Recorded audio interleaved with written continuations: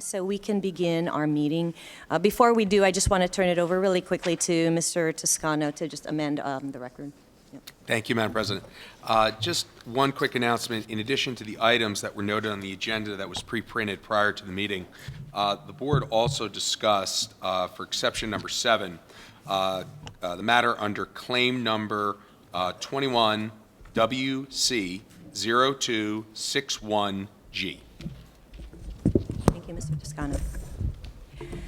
Okay, so just wanted to really quickly, I know this is the last meeting before the holiday break, so just wanted to wish everyone happy holidays, and that hope that you're all going to have a chance to spend quality time with your loved ones during the break, so thank you.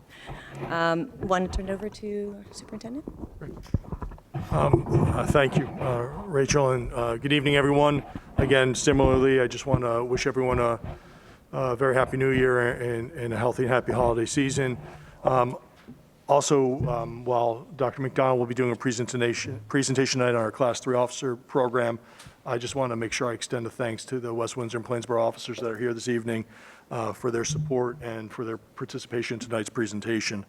And with that, I'll conclude the comments for our student representatives. Thank you, Dr. Adderhold. So we'll now turn to what's one of my favorite parts of the meetings, our student rep reports. I see we have our High School South and High School North reps here. Good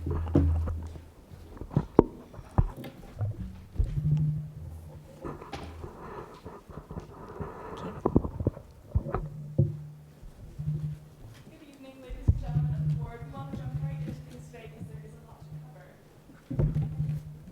To start on the musical front, we had orchestra, band, and choral concerts all in the past 2 weeks, as well as Children's Winter Wonderland concert. We are also excited to jump into winter sports and could not be more excited to get some victories over North in the upcoming rival week. Clubs including MUN, Model Congress, and JSA have continued pre-COVID traditions of travel, and Congress is bringing home some national awards. Speaking of awards, students from our school have been named honor for the state as well as the entire East Coast in choir and band. Students spent last Friday collecting items for the charity of our Unite charity, and if you have any new toys or games, please feel free to drop them off at South this Saturday.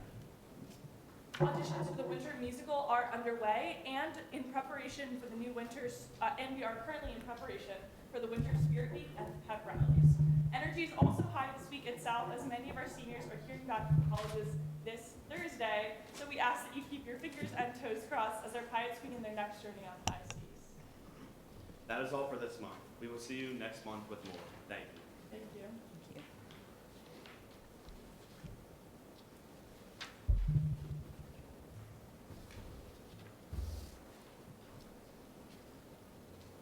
Good evening, everyone. I hope.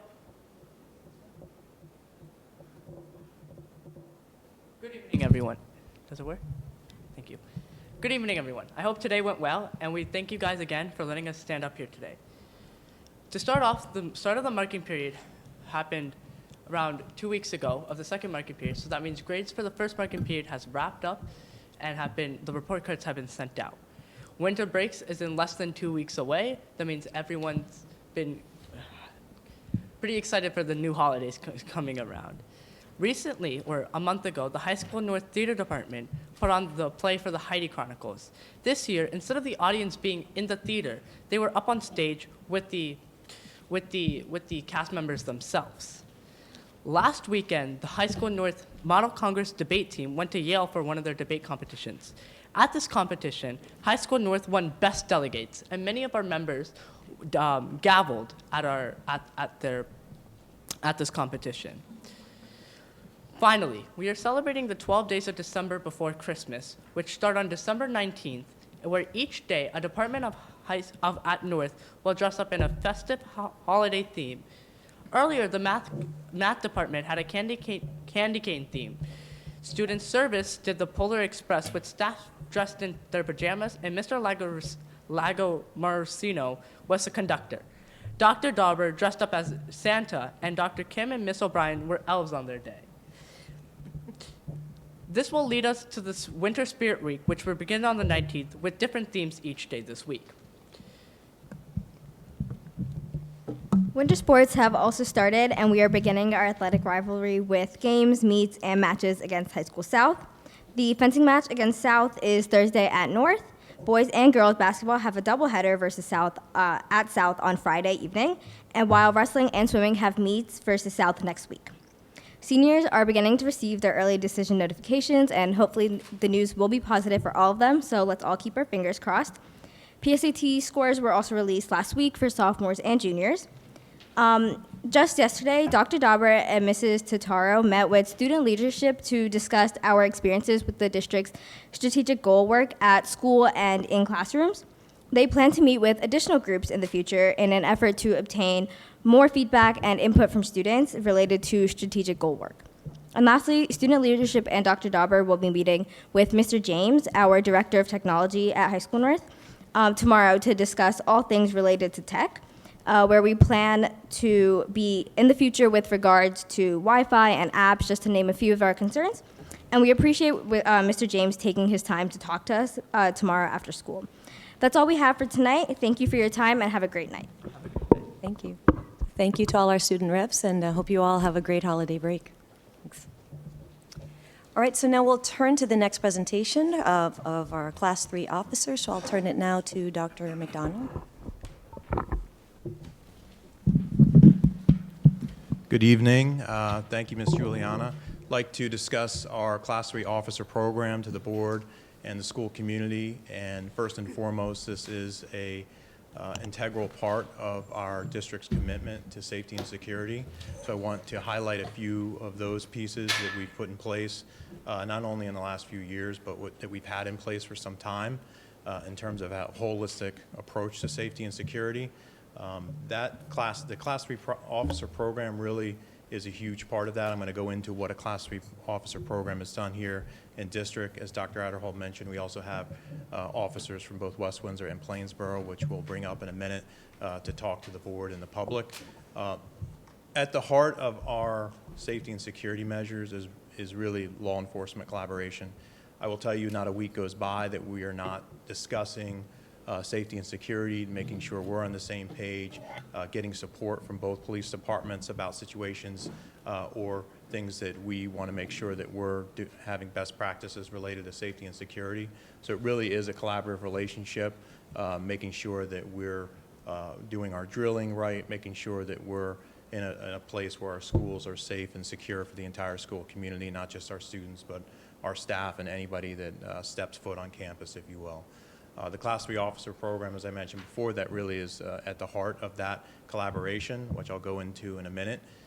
Additionally, we have eyes on the door safety and security officers at every building. They are in our security vestibules. If you recall, in the 2018 referendum, the work that's been done across the district, our schools have been outfitted with security vestibules that allow us to have very tight visitor protocols. So when a visitor comes on campus, typically that's probably a parent with an appointment, has a reason to be there. There are security protocols that go into place in terms of welcoming that visitor. Part of that is going into that security vestibule.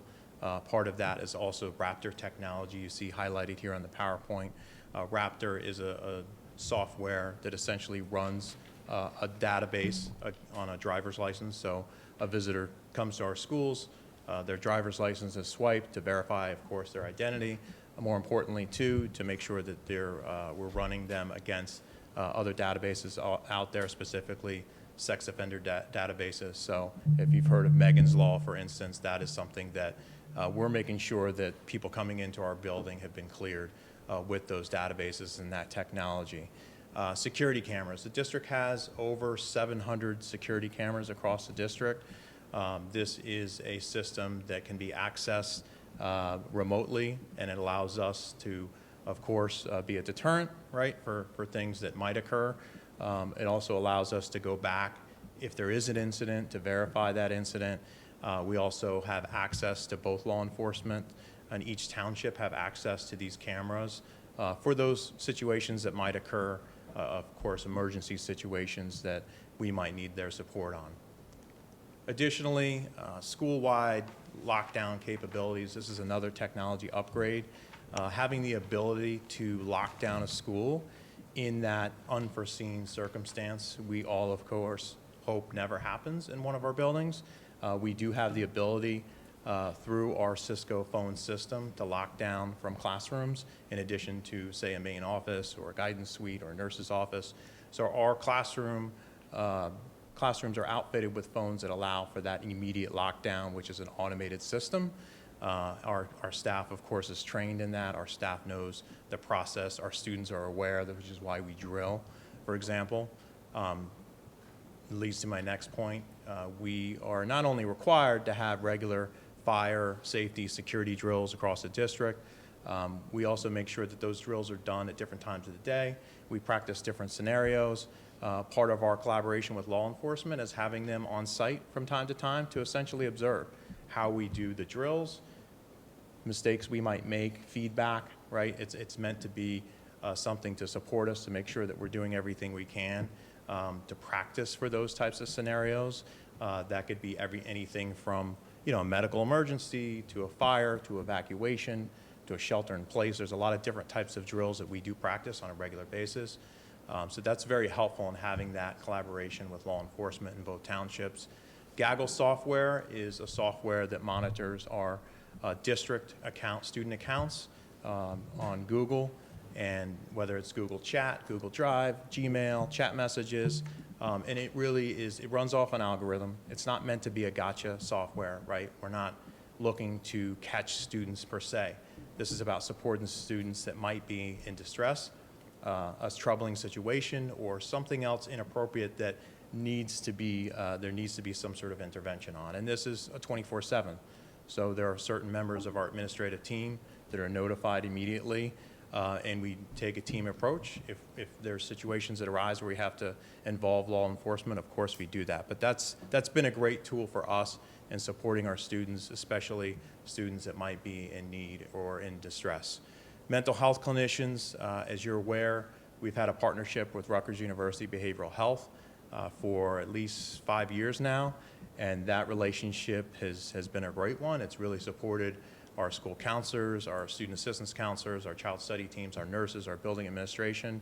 That gives us the ability to do on-site mental health screenings when you have an acute situation.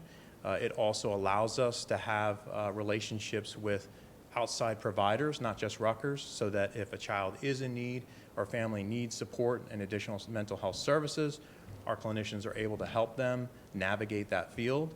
They do also run groups. They do on-site counseling when that's appropriate. So they really have become an integral part of our safety and security, albeit from a mental health standpoint. So those are just some highlights for our comprehensive plan for safety and security.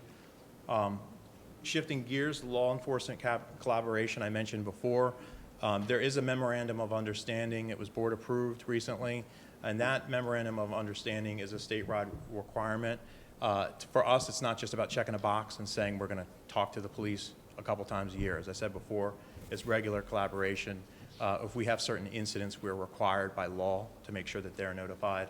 And that's a best practice. If we have a scenario that we want to get some guidance on or feedback, we can pick up the phone, and that's a very good thing. Regular communication and articulation. Police presence as needed, right? So I'll give you an example. There's been swatting incidents, right, where people are calling in, not necessarily here, but this was a statewide. It was across the media, across the state recently. There's some times where you just want to have additional presence, right, at the start of that day or during the school day. Police presence could also be the first 2 weeks of school when our community is getting back into the flow of things, understanding new traffic patterns and whatnot. So we lean on them for that police presence as needed. School security training and walkthroughs. I just had a conversation with one of our officers today about setting up a training over the summer so that they can come in, look at our buildings, make sure that all their officers are familiar with our footprint, run the trainings that they need to run. I mentioned before, we'll have them observe a drill that we're running, right, to get that feedback. So it's really important to have that collaboration, and we're very appreciative of it. So what is a Class 3 officer? So this goes back to 2016 Christie administration. New legislation was put forward. Class 3 officers really for the explicit purpose of essentially fortifying schools, right? But I will tell you it goes well beyond that for us. But it gives school districts the ability for a low-cost option in terms of having a police officer who isn't necessarily a full-time employee of the relevant township per se. So that was something that went into effect. We're certainly not the only district in the state that has a Class 3 program. In light of recent tragedies, unfortunately, you are seeing more and more, or fortunately, however you want to look at that. But this is our 5th year of our Class 3 program. It's been a great program for us, and we hope to continue it moving forward. So what is the role of a Class 3 officer? As I said before, first and foremost, you're getting an experienced armed police officer with extensive training. So these are officers that are recently retired. They've served in New Jersey. They are still very much actively engaged. They still have required trainings that they go to. So they, of course, walk perimeter of the building. They'll do safety checks. They'll give feedback on, hey, you know, this is a potential security issue in your building. Let's look into this, right? So we have regular conversations. I have regular conversations with them as well.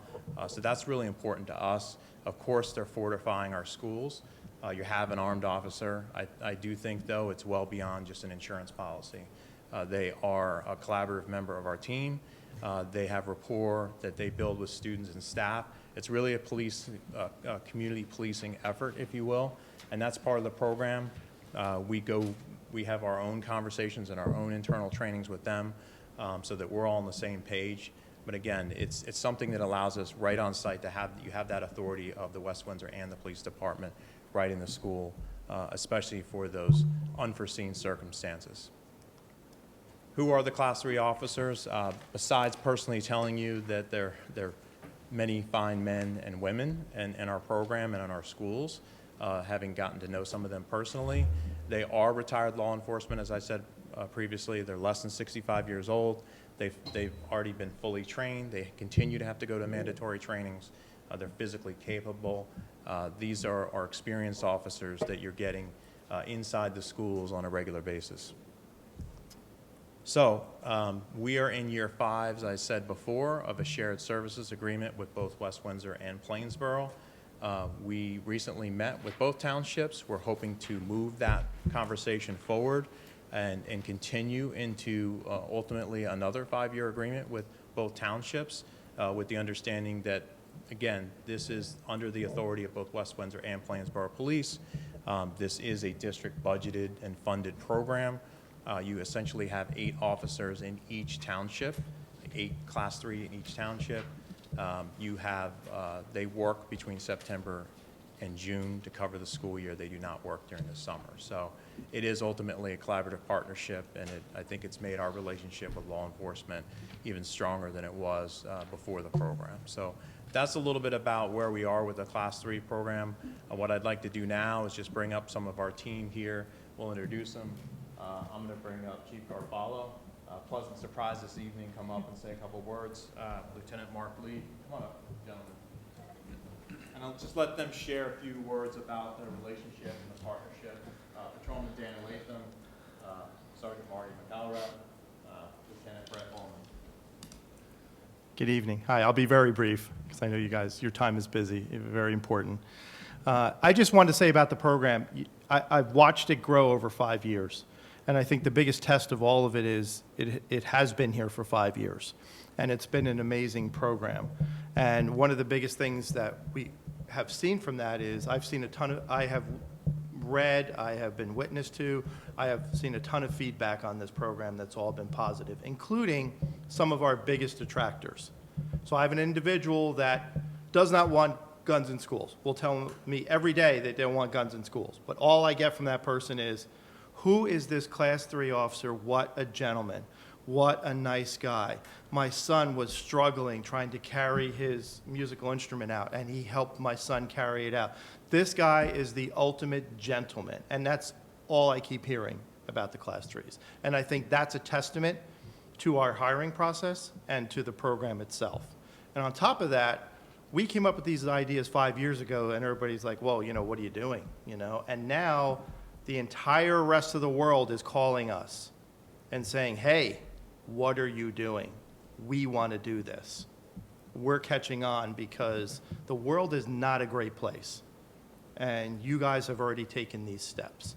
So just be aware of that, and I thank you for your time.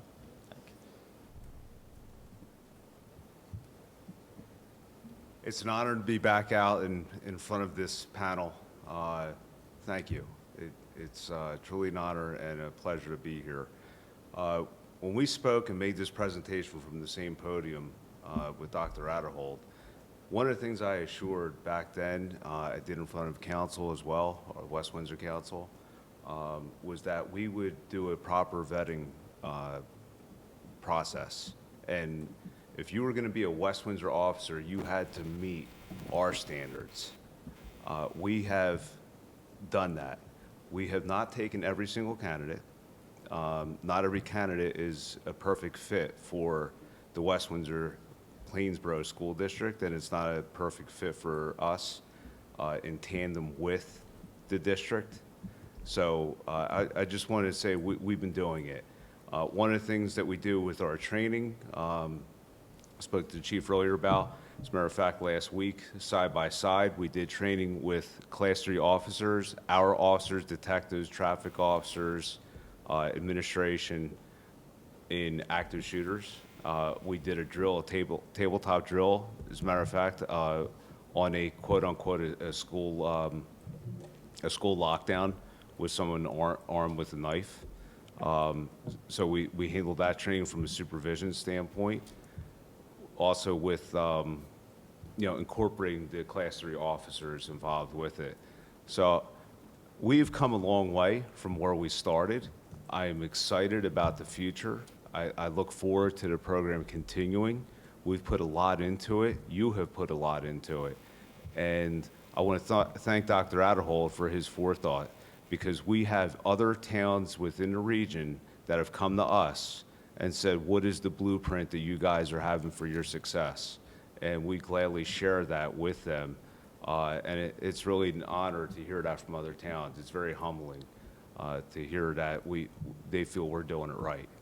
So I also want to thank our partners in Plainsboro. Without them, from the start, when we did this, you're talking about 2 different townships, 2 different counties, and 1 school district, and we were able to pull that off together. So thank you to my colleagues.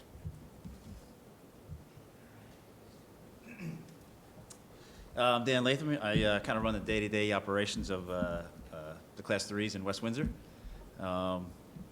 Just came up, a nice story of one of the Class 3s, and a very recent one happened to be Officer Shane Harrison. He's a Class 3 at one of the elementary schools. I guess I won't say which one, but I was in West Windsor.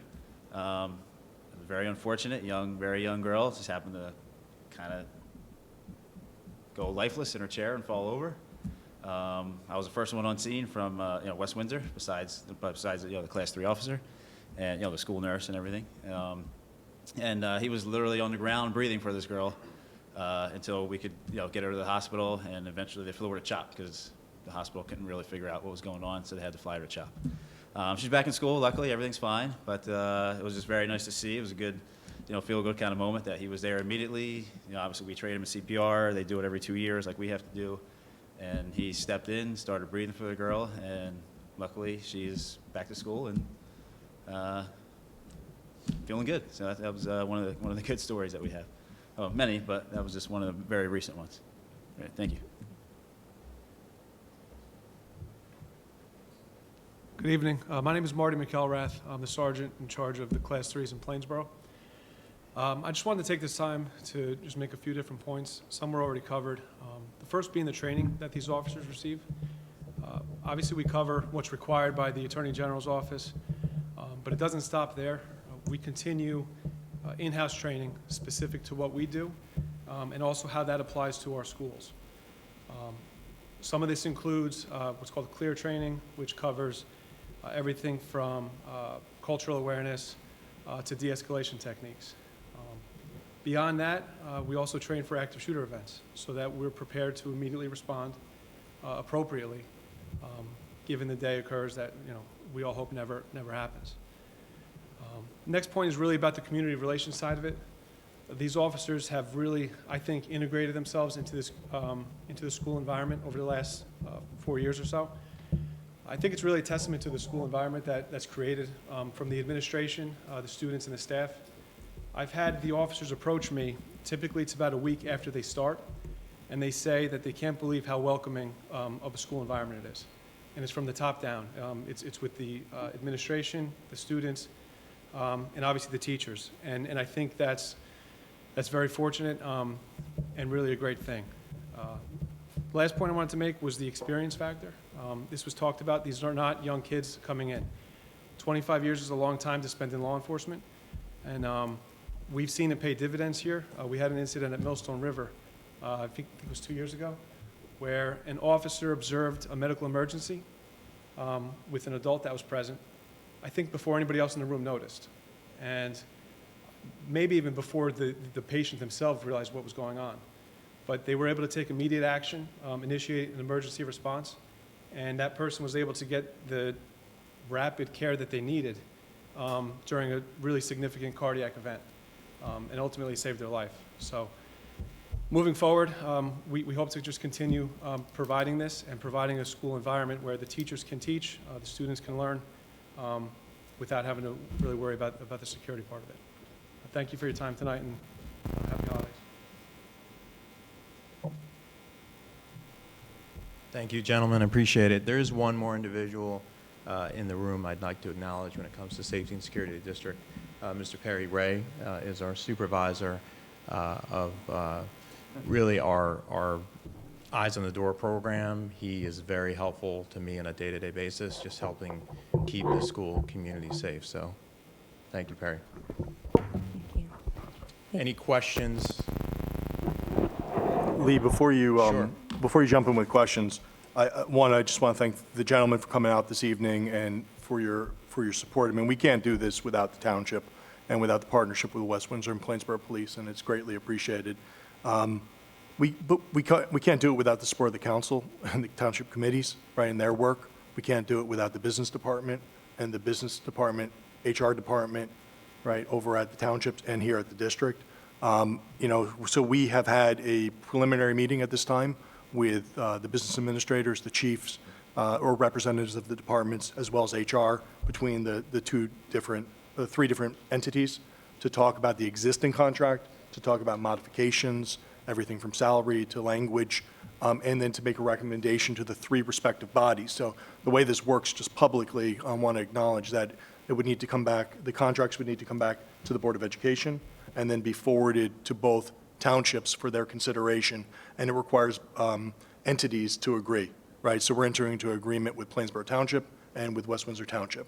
And so that process would need to play out. One of the reasons to bring it to you now versus wait to the end of the school year when the contract expires is you just heard several of the officers reference that other towns are interested in starting programs like this. So one of the concerns is we have these wonderful officers that have been vetted, hired, trained, and are part of our communities that could easily be recruited.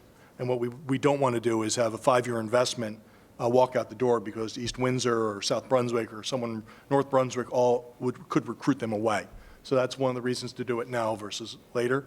And so we'll be bringing forward some recommendations, but we wanted to make sure that since this vote was last taken, 6 members of this Board of Education have changed. So we also wanted to make sure you heard publicly from Lee and from the officers and to provide an opportunity for questions. So Lee, I'll turn it back to you.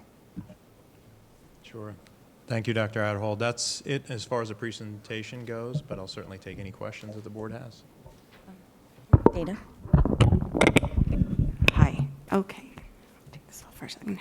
Thank you for everyone for coming. Appreciate it. I just wanted to know could you sort of explain a little bit more about how many officers are in each school, and are they there just during school hours, or do they come before, leave later? How does that work? Sure. So we have 8 positions in each township. Some are specific to certain schools. We have certain officers that operate in more in kind of a rover role, where they rotate to cover different shifts. There are day shifts and there are evening shifts. that occur in certain grade levels where they're after-school activities.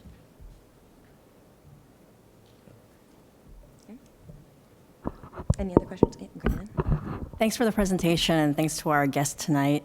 I do have a couple of quick questions. The first is that I was curious about the police department access to the security cameras and whether they have access to it remotely, or do they have to be physically on site at the district to be able to view? It's a great question. So it is remotely. It starts with the dispatchers. Again, they have access for purposes of a situation occurs, but it is remote access. We have remote access, so it's not, we don't just have to be on site. It's a cloud-based system, so I could be at home and access the cameras if I needed to. Same with our administrative team and certainly our police officers as well. That's And reassuring. Ms. McKeon, I can help with that also. There actually is, it's actually state law required that as part of the MOU that we enter into with law enforcement annually, there is an agreement as it relates to the real-time access of the security footage, and there are provisions and protections in there dealing with student confidentiality so that there is protections that it's not just turned on a whim. And we've had great partnerships here since we've had that additional supplemental agreement in place. Thank you. That's reassuring. And then for after-school activities, like large events like concerts or games, what does the security look like in terms of our staff and whether Class 3 officers are able to be present? So there are evening shifts at the high school level for Class 3, so that covers a lot of times where there might be an event on site, an athletic event or whatnot. There are other events where we have police presence. You might have noticed, say, for a home football game, right, whether it's at North or South, there are police present there. We also have, at the high school level, security aid positions, so that's an additional security in addition to our eyes on the door staff. And of course, if there's a specific event that we know we're bringing a large amount of people in, I'll give you an example, the college fair in the fall. There's police presence there. So it's as needed and as appropriate. We'll certainly make sure that the event is covered appropriately. Thanks so much. Liz? Thank you also for coming and delivering this presentation. Just a quick question about maintaining the rapport with the school community and the families. What types of training or how do you engage in that to develop that rapport and sense of comfort and, trust? It's a great question. I think first and foremost, I know we briefly mentioned, it starts with hiring the right people, right? So there are candidates that apply to the Class 3 program. Myself, I will sit in on the actual interviews with our fellow officers here and make sure that it's a good fit, right? Somebody that we want to be working with students, adolescents, children, families, communities. So I think it starts there. Additionally, we run our own in-house training, myself and the building and administration with both West Windsor and Plainsboro, just to talk about what's our approach, our philosophy when it comes to the culture of our buildings, to setting expectations around, it's not just about fortifying schools, right? It is about building relationships with families as they come in, being officer friendly, talking about community policing. So I think those are really two things that we try to do. And then it's periodic check-ins. It's conversations daily, weekly about how is our programming running, regular security updates with our district, our school administration. How is it going in your building, right? Or the officers that we brought on, are they a good fit for your building, your culture? Those sort of regular check-ins that we do. Can I add to that? Just one additional comment with that, and that's just, I think, 14 years of observing the relationship that the township officers have with the community, right? There's a philosophy both for West Windsor and Plainsboro townships and the police departments about how they work and serve the community, and they are out events. They proactively build relationships. They work with our faith leaders. They work with our community leaders. They're at everything. And so because of that, I have great assurance, and I've only seen that continue. One of the things that I think people thought was when we brought in Class 3, would our relationship somehow distance, or would officers not come as, no, if anything, it's actually strengthened the bonds between the departments and the district. And so, I think we should have great assurance that the culture, not only that the district has, but that the departments have, is very much about building community. So, Shweta? I just wanted to ask specifically about students, and you mentioned the officers work to build rapport with students. Can you describe some specific things that the officers do to build that rapport? Sure. So I know Chief Garofalo mentioned students coming in the building, they're carrying their trombone, whatever it is, they're struggling with something, greeting them at the door, having that conversation with students during passing time. So I think it's about, one, engaging in those relationships where it's a familiar face and not just being behind a desk or behind in a back hallway somewhere. It's being visible. It's having those regular engagements. It's also having those conversations that might occur if there is an incident that happens that we need support on. And I don't mean, hey, we're talking about, ramifications, but we're having conversations with students as appropriate, right? Students sometimes make mistakes. We want them to understand those mistakes. We want them to learn and grow from those mistakes. So having positive conversations about just potential things that could occur, right? So some of that's more reactive, but you really try to build that community approach where it's proactive, they're visible, they're engaging students. They know students by name, right? They're not going to know every student, but they're going into different parts of the building where they're being seen. There's other organic interactions that happen during the regular part of the school day. So those types of things. Any other questions? No questions here? I do have just a quick question. I know one of the things mentioned, which I loved hearing, was that there's also cultural awareness and de-escalation technique training. Can you talk a little bit about, particularly for cultural awareness, what are some of the things that are covered in that training? That's a great question. I personally can't speak to the cultural training that perhaps the officers do, but again, I think being in a district that prides itself on DEI work, diversity, equity, and inclusion, making sure that our buildings are inclusive spaces, I think that's really important. The officers knowing kind of what the district is all about, that approach right from the onset, the school culture and climate that we're trying to build. But I know that one of our officers spoke specifically about a required training that they have to attend separately than what we do as a school district. Thank you. And one last check. Any other questions? Great. Well, thank you, Dr. McDonald. I want to just very special thank you to Chief Garofalo and the officers for coming out tonight. I appreciate you all being here, so thank you. Thank you. Okay, we will now turn to the first opportunity for public comments. The board invites thoughts and reactions on agenda items and items of concern from members of our community who are present. Each participant is asked to give his or her name and address prior to making a statement, which will be limited to 3 minutes in accordance with Board Policy 0167. All statements shall be directed to the presiding officer. This public comment period shall be limited to 60 minutes. Hi, Linda Jeevers, 20 Hawthorne Drive, Princeton Junction. While the officers are still here, I just want to thank all of them, both West Windsor Police Department, Plainsboro Police Department, for their dedication to working with the school board, working with both communities to make this program work. When you have new initiatives, sometimes there's a lot of questions, sometimes there's fears in the community, and I think 5 years ago there was probably a lot of people here, a lot of different opinions, but I think it's working because they're not here tonight. Maybe they couldn't come, but I still think the temperature-wise on this issue has drastically changed, and there's a lot of support. So I think it's been a very good program because you never know. You just never know the way the world is today, what can happen. And even other illnesses, crises that just happen like that, in a snap. So thank you to the board and Dr. Adderhold, everyone, and all of our police officers for doing such a great job. Just wanted to congratulate Louisa, Graylin, and Robin on being reelected, and Sweeta for getting elected.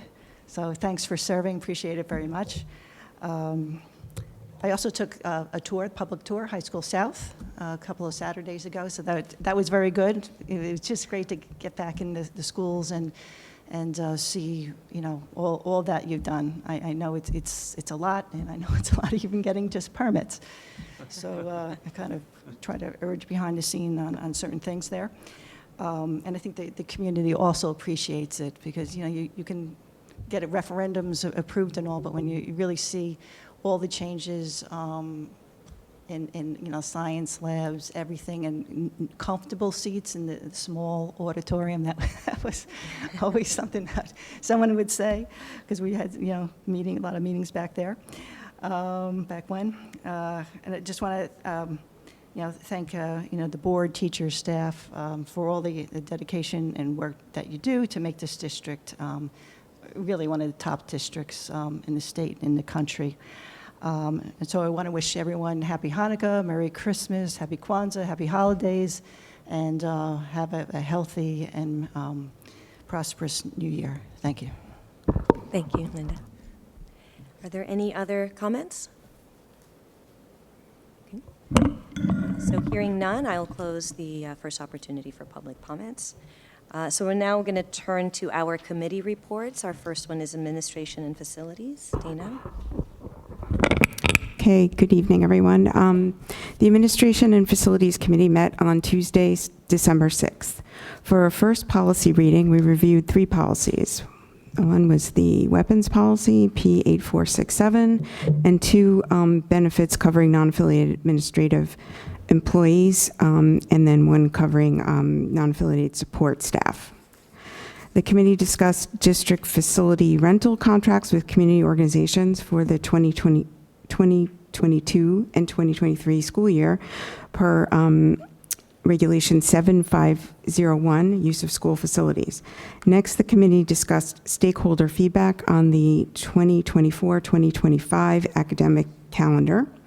We discussed and reviewed the LEA plan for safe return to in-person instruction and the district's Class 3 officer program and other school security updates. As for referendum updates, demolition for the renovation of the High School North Media Center and culinary arts rooms has started. Punch list items at High School South, Community Middle School, and the High School North Dance Studio are nearing completion. Phase 1 construction at the Wyckoff School, including the addition of kindergarten classrooms and support service offices, is almost finished. Flooring installation has begun in the Millstone River School Media Center, while demolition for the Dutch Neck School Media Center is underway. The district continues to update outdated language in current job descriptions.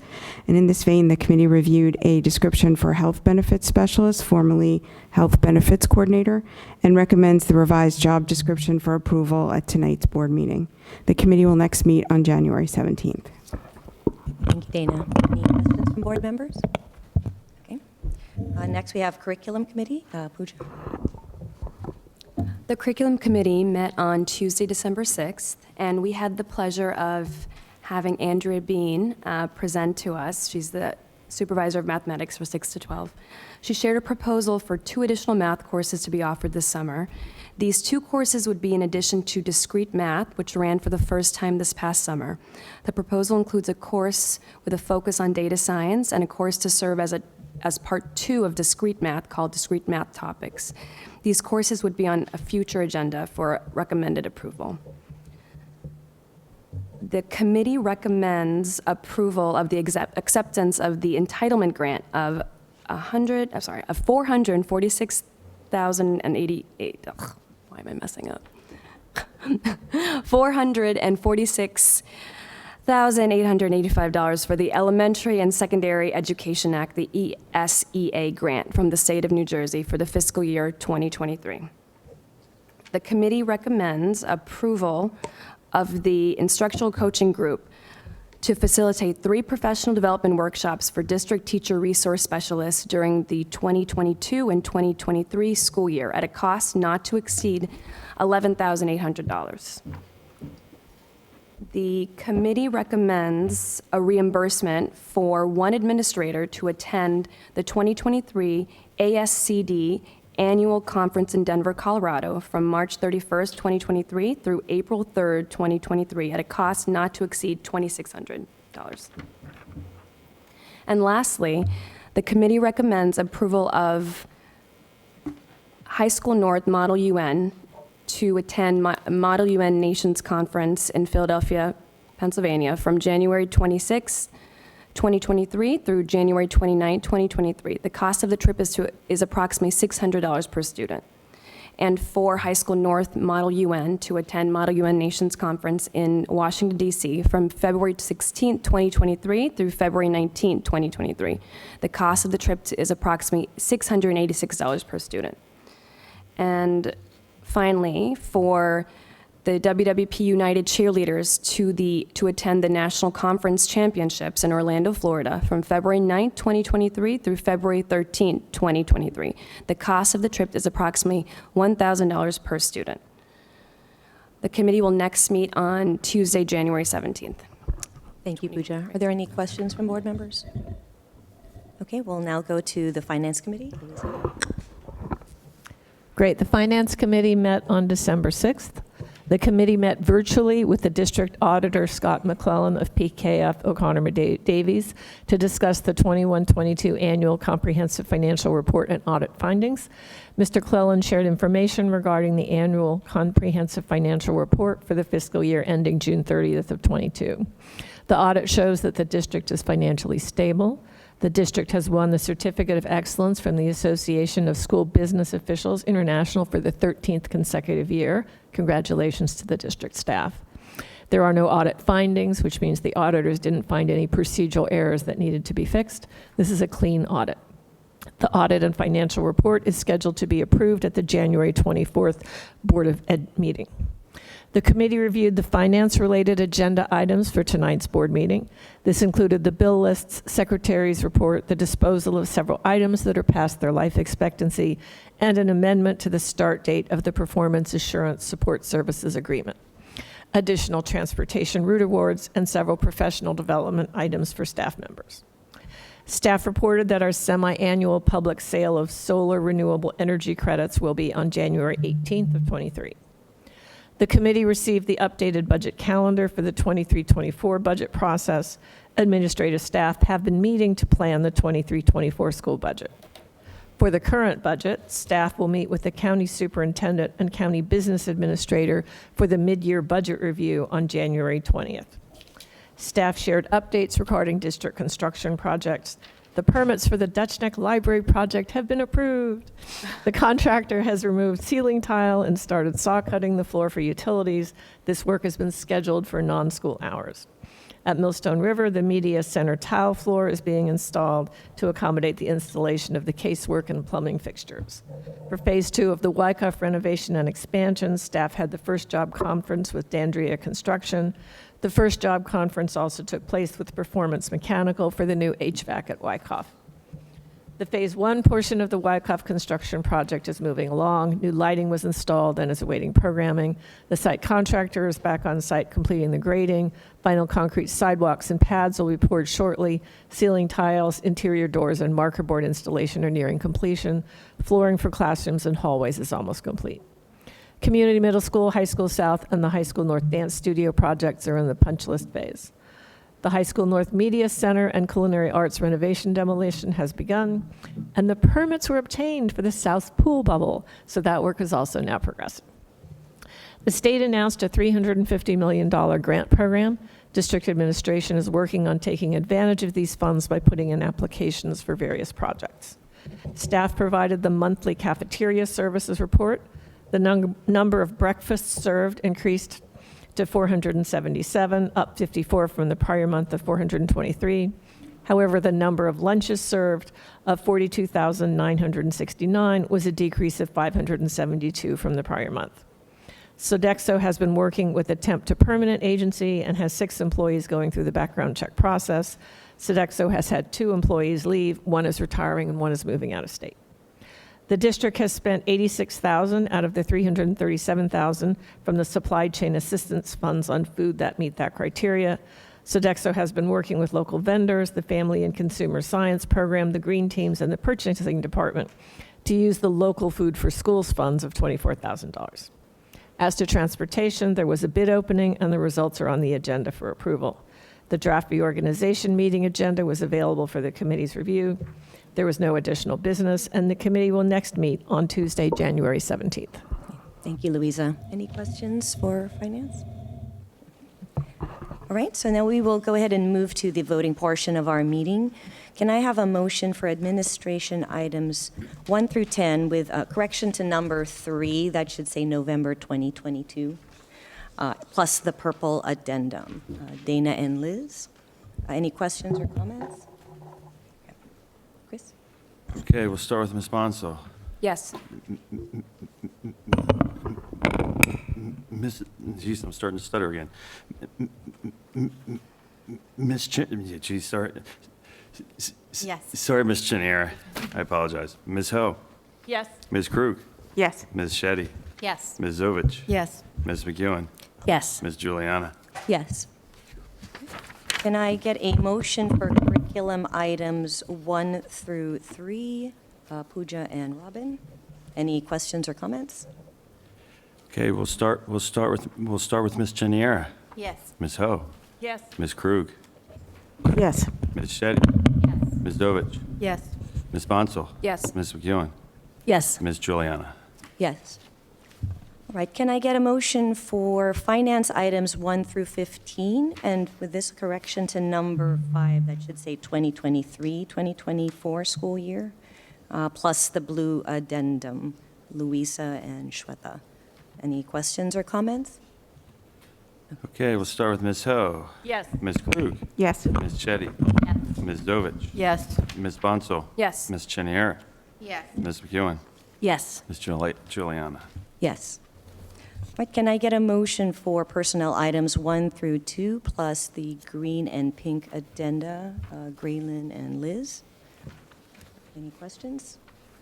All right, Chris? Okay, we'll start with Ms. Krug. Yes. Okay, Ms. Krug. And next is Ms. Shetty. Yes. Ms. Zovich. Yes. Ms. Bonsall. Yes. Ms. Chenier. Yes. Ms. Ho. Yes. Ms. McEwen. Yes. Ms. Juliana. Yes. All right, can I have a motion to approve the minutes from November 1st and November 15th, Louisa and Dana? All those in favor say aye. Aye. Any abstentions?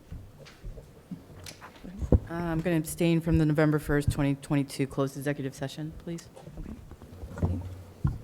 Any others? Okay. Any board liaison reports? Aye. Dana? Okay. As the Board of Education's liaison to the New Jersey School Boards Association and the president of the Mercer County School Boards Association, I just wanted to share some highlights from the recent Mercer County School Board Association meeting. On Thursday, December 1st, the Mercer County School Board Association held its quarterly meeting right here in this room, actually. At the meeting, Dr. Timothy Purnell, who is the new executive director of New Jersey School Boards Association, addressed the group. He spoke about some of the changes he's proposing for NJSBA, including adding a field service representative and a county association coordinator. The association will also add in an attorney focusing on labor relations and a business administrator in residence. These positions should help with supporting member districts. In addition, NJSBA will add a negotiations portal to help districts better analyze labor settlements. The main speaker at this hybrid meeting was Dr. Thomas Gambino, who works for the New Jersey Department of Education in the Office of School Preparedness and Emergency Planning. He shared information about recent security trainings for school administrators and several security initiatives, including security drill observations, behavioral threat assessments. The services of this office are free to New Jersey school districts.